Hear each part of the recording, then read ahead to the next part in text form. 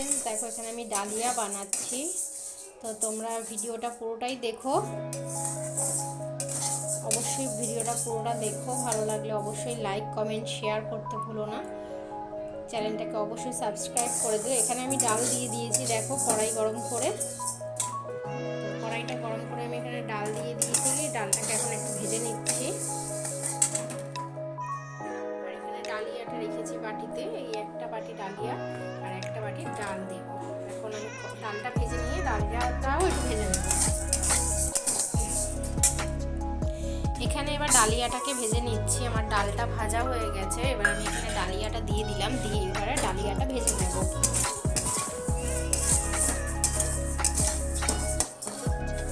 ডালিয়াটা একটু ভাজা ভাজা হয়ে নিক, আমি ততক্ষণ আলুটা কেটে নিই। চলো, আমার এখানে ডালিয়াটা ভাজা হয়ে গেছে। আমি আর নাড়াবো না, একটু জাস্ট নাড়িয়ে নিলাম।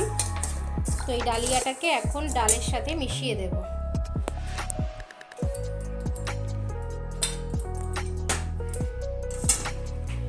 ডাল আর ডালিয়াটা একসাথে করে দিলাম।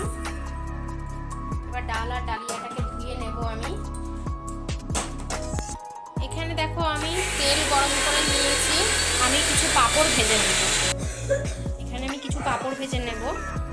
আমার এখানে ঘরে কোনো সবজি নেই বলে আজকে শুধুই, যেহেতু তোমাদের নিরামিষ আর কালকে রবিবার বলে আমার কোনো সবজি আনতে বলিনি, তো কালকেই আনবে। ওই জন্য আমি আজকে শুধু ডালিয়াটা করছি হচ্ছে আলু দিয়ে। তো এখন আলুটাকে আমি এখানে কেটে ধুয়ে রেখে দিয়েছি। এই আলুটাকে এখন আমি একটু ভেজে নেব।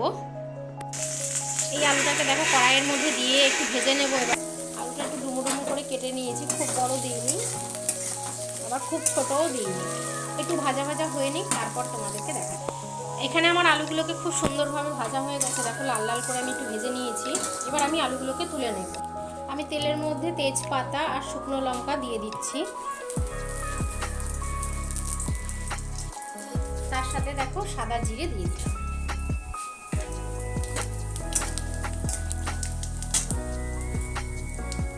আদা গ্রেট করে নিয়েছিলাম, এই যে দিয়ে দিলাম।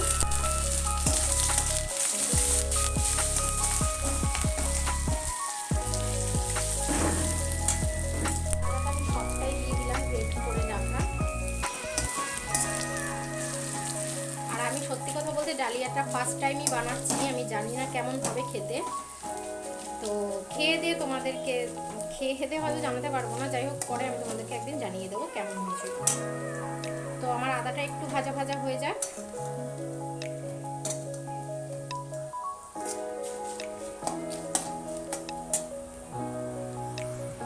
আমি লঙ্কাগুলোকে দেখো চিড়ে রেখে দিয়েছিলাম, এই লঙ্কা চেরাটাকে দিয়ে দিচ্ছি।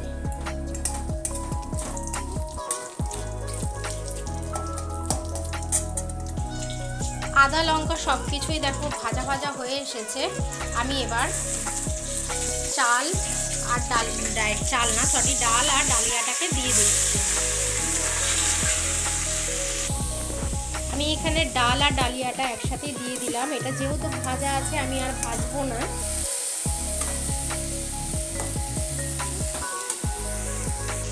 তারপর ভেজে রাখা আলুগুলো আমি এর মধ্যে দিয়ে দিচ্ছি। দেখো ভেজে রাখা আলুগুলো আমি এর মধ্যে দিয়ে দিয়েছি। আমি এবার এর মধ্যে জল দিয়ে দেব।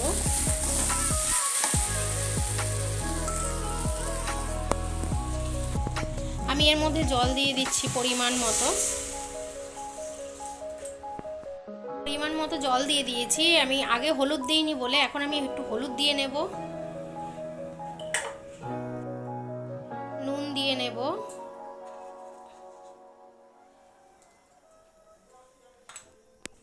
আমি সব কিছু হলুদ নুনটা দিয়ে দিয়েছি। আমি ফুটে ওঠার পর একটু কমিয়ে দেবো আঁচটাকে। তো ফুটে ওঠার পর হয়ে গেলে আমি লাস্টে চিনি আর একটু ঘি দিয়ে দেব। দেখো ফুটে উঠেছে আমার ডালিয়াটা। আমি এখন ঢাকা চাপা দিয়ে দেব। তো ঢাকা দিয়ে কম আঁচে আমি ডালিয়াটাকে হতে দেবো। যখন হয়ে যাবে কমপ্লিট আমি তারপর তোমাদেরকে দেখাচ্ছি। ডালিয়াটা দেখো হয়েই এসেছে। এবার আমি এর মধ্যে চিনি দিয়ে নেব। দেখো চিনি নিয়ে নিয়েছি, চিনিটা দিলে সব কিছুর ব্যালেন্সটা ঠিক থাকে। তো আমি এখানে চিনিটা দিয়ে নিচ্ছি। তো চিনি দেওয়া হয়ে গেল, আমি এবার একটু নাড়িয়ে নেব।